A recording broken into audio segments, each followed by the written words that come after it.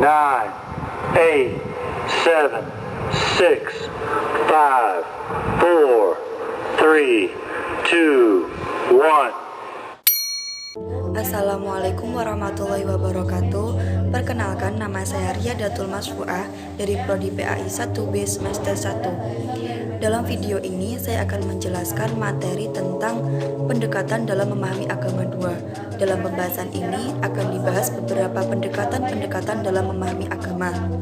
Langsung saja dalam pembahasan yang pertama, yaitu pendekatan sosiologis dalam memahami agama Islam.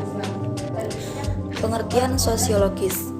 Secara etimologi, kata sosiologi berasal dari bahasa Latin yang terdiri dari kata socius yang berarti teman dan logos yang berarti berkata atau berbicara tentang manusia yang berteman atau bermasyarakat. Sedangkan secara terminologi, sosiologi adalah ilmu yang mempelajari struktur sosial dan proses-proses sosial termasuk perubahan-perubahan sosial.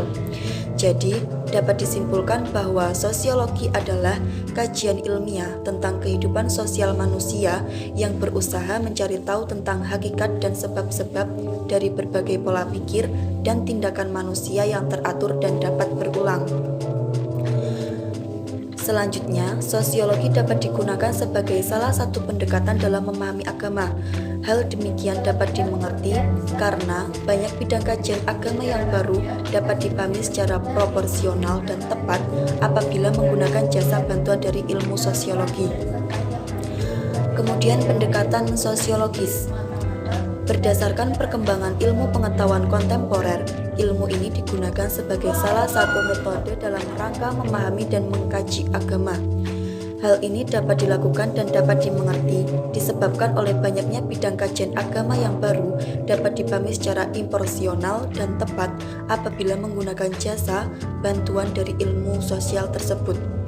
Urgensinya dapat tersingkap oleh banyak ajaran agama yang berkaitan dengan masalah sosial. Besarnya perhatian agama terhadap masalah sosial ini selanjutnya mendorong kaum agama memahami ilmu-ilmu sosial pula sebagai alat untuk memahami agamanya. Sehingga tidak ada misunderstanding dalam berinteraksi, pemaknaan, perspektif berlebihan yang sangat berbeda dan sebagainya. Tujuan dari pendekatan ilmu sosial adalah untuk mengimplementasikan ajaran Islam dalam kehidupan yang universal. Pendekatan ini mencoba memahami keagamaan seseorang pada lingkup suatu masyarakat. Kemudian selanjutnya, pendekatan filosofis dalam memahami agama Islam. Pengertian filosofis. Secara harfiah, kata filsafat berasal dari kata philos yang berarti cinta kepada kebenaran, ilmu, dan hikmah. Selain itu, filsafat dapat berarti pula mencari hakikat sesuatu, berusaha menautkan sebab dan akibat, serta berusaha menafsirkan pengalaman-pengalaman manusia. Dalam Kamus Besar Bahasa Indonesia, Purwadarminta mengartikan filsafat sebagai pengetahuan dan penyelidikan dengan akal budi mengenai sebab-sebab, asas-asas, dan sebagainya terhadap segala yang ada di alam semesta ataupun mengenai kebenaran dan arti adanya sesuatu. Pengertian filsafat yang umumnya digunakan adalah pendapat yang dikemukakan oleh Sidi Ghazalba. Menurutnya, filsafat adalah berpikir secara mendalam, sistematik, radikal, dan universal dalam mencari kebenaran, inti, fitnah, serta hakikat yang ada. Filsafat mencari mendasar, asas, dan inti yang ada di sifat lahiriah. Kemudian pendekatan filosofis. John Hick menyatakan bahwa pemikiran filosofis mengenai agama bukan merupakan cabang teologi atau studi-studi keagamaan, melainkan cabang ilmu filsafat di mana secara umum pendekatan filosofis memiliki 4 cabang, yaitu 1. Logika, 2. Metafisika, 3. Epistemologi, dan yang keempat adalah etika. Kemudian pendekatan historis dalam memahami agama Islam. Istilah sejarah berasal dari bahasa Arab, syajarah yang berarti pohon. Istilah berkaitan dengan kenyataan bahwa sejarah menyangkut tentang syajarat al-nasab, pohon genealogis yang dalam mazhab disebut sejarah keluarga atau family history. Dalam perkembangannya, sejarah dipahami mempunyai makna yang sama dengan torik, istora, histori, yang secara sederhana berarti kejadian-kejadian yang menyangkut manusia pada masa silam. Dalam memaknai kata historis, pendekatan historis merupakan penelaan serta sumber-sumber lain yang berisi informasi mengenai masa lampau dan dilaksanakan secara sistematis.